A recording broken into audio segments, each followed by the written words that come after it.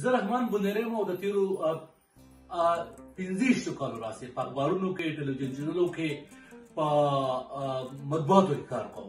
زما تجربه دا ده چې په دنیا کې چې کم وطن دی، کم قام دی، کم سیمه ده، د هغو دپاره ترقي چې ده په کې مطبوعات ډېر غټ کردار لوبوي. نوي معلومات ورته ځل رسوي، نوي تحقیقات، څېړنې، ساینسي علوم چې روان دي په هغې باندې خبرونه ورکوي، په هغې باندې معلومات ورکوي، په هغې باندې مرکې کوي. نو په دغه سیمو کې په چا سره چې مطبوعات دي، چا سره چې دغه طاقت دی، د هغو د ترقۍ رفتار زیات دی.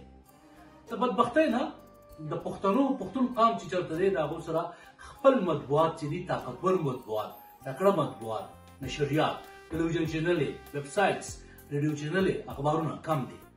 هیله ټلویزیون نه چې زه خبر شوم، زه ډېر خوشحاله شوم چې با استعداده زلمي، پوهه زلمي چې د دې دور په ضرورتونو پوهه دي، د دې دور په غوښتنو پوهه دي، هغه یو چینل شروع کوي.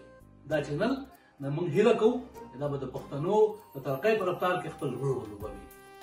زه هیله کوم چې د هیله چینل ملګري چې دي، دی به د خپل سوچ مطابق، د دور تقاضو مطابق خپل وطن ته، خپل قام ته، خپل کاس ته کار کوي.